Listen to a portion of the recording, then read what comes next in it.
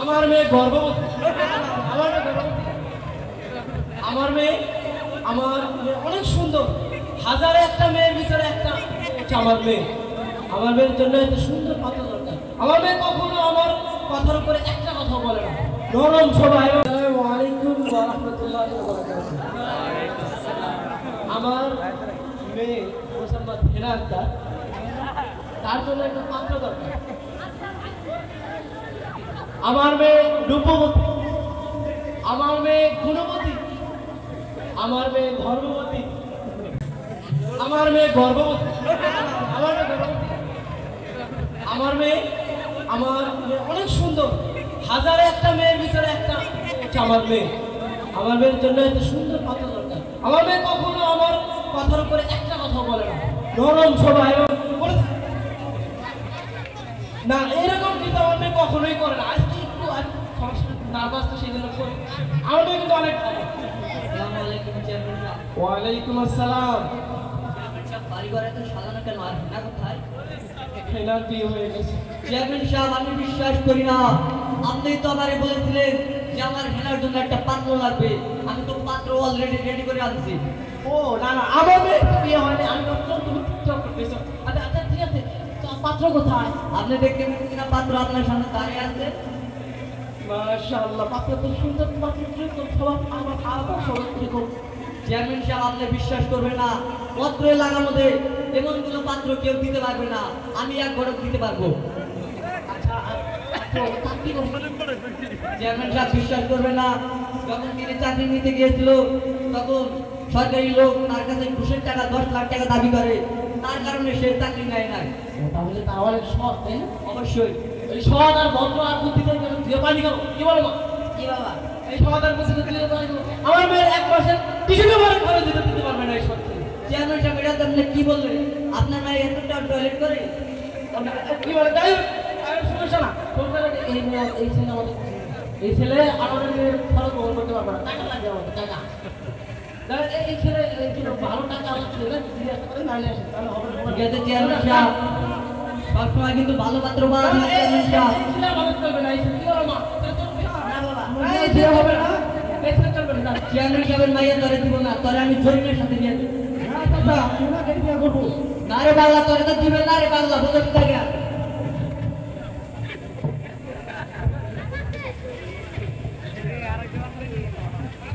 আসসালামু আলাইকুম ওয়া রাহমাতুল্লাহি ওয়া বারাকাতুহু।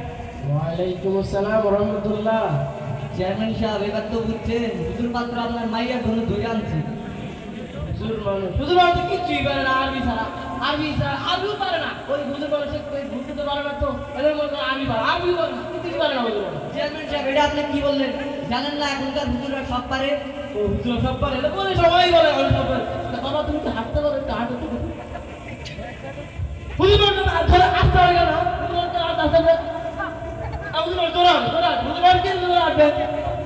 চেয়ারম্যান সাহেব, এগুলা কি বলেন? দুটা কি মানুষ না? এই হুজুর বেশি কথা বলে। এই হুজুর বেশি কথা বলে। হুজুর মানুষ কথা বলবে না। আমাদের চুপ করে থাকে। হুজুর কথাই বলতে পারে না এই হুজুর। আমাদের কেমনে তাকায় হুজুর মানুষ কেন তাকায় থাকে বলেন তো? হুজুর মানুষ কেন তাকায় থাকবে? আর তারা আছে হুজুর মানুষ। এই ছেলে চলবে না। হুজুর মানুষ কি জন্য আসবে না? চেয়ারম্যান সাহেব, বললাম কি, হুজুর পাত্র কিন্তু সবসময় পাওয়া যায় না, চিন্তা ভাবনা রাখেন। আমার হুজুর মানুষ বিয়া করবে না। হুজুর মানুষ কেন বিয়া করবে?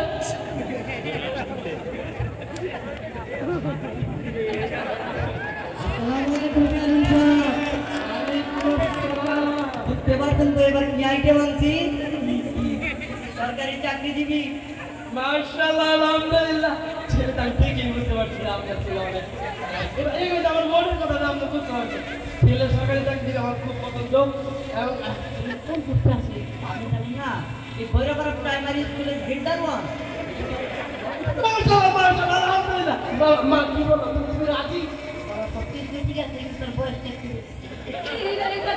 আরে চেয়ারম্যান সাহেব, সরকারি চাকরি করে দেওয়ানের ব্যবসা করে আমার একটা বয়সটা বলে চেয়ারম্যান সাহেব, এটা আপনি কোন কথা বললেন? 5 বছর আগে 40 বাদ দিন। আপনার সাথে একটু কথা হবে। আপনাদের জানেন আমি চেয়ারম্যান সাহেব কয়েকদিন পরে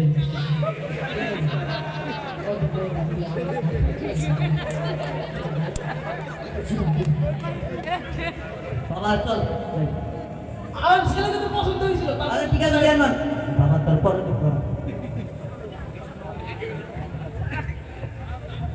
চেয়ারম্যান সাহেব এইবার কিন্তু আর আপনার কথা আমি শুনবো না আমার কথা আপনি শুনবেন কি করে পুরো ডিস্ট্রিক্ট ঘুরে একটা সমন্বয় করে পাইছি বাবা আমি রাজি সমন্বয় আলহামদুলিল্লাহ আপনাদের এবার কিন্তু আপনি ওই আগের মতো এবার আমি জহরাদি মেয়েরাদি ছেলে কোন পোস্টের সমন্বয় ওইরা করে প্রসিডেন্ট শাখার সমন্বয় আলহামদুলিল্লাহ ছেলে তো সমন্বয় না আচ্ছা ছেলে কি পড়ালেখা কিছু আছে আমার যে সমন্বয় বুঝেন না ব্যাপারটা ছেলে কি চাকরি বাকরি কিছু করে সমন্বয় আচ্ছা ছেলে পরিবার পরিবার কি আমার যে পরিবার হুস্তা সমন্বয় আচ্ছা আচ্ছা ছেলে আর সমন্বয় জিগে আবার আচ্ছা বাদ দিলাম আলহামদুলিল্লাহ আমি খুশি তবে আমি কত করব সমন্বয় আবার চেয়ার কেন আপনার কথা তো আমার ভালো লাগতেছে না সমন্বয় আলহামদুলিল্লাহ আলহামদুলিল্লাহ সেজন্য আমি খুশি আমি রাজি হয়েছি বাবা তোমার হাতে আমার মেয়েকে তুলে দিলাম আমার মেয়েকে তুমি সুখে রেখো বাবা মনে অনেক বিধি জানেন না আজকেও আপনি আনতে গেলে 4-5 টা ও আপনি আলহামদুলিল্লাহ আমি অনেক খুশি হয়েছি আপনাদের কি করবি বাবা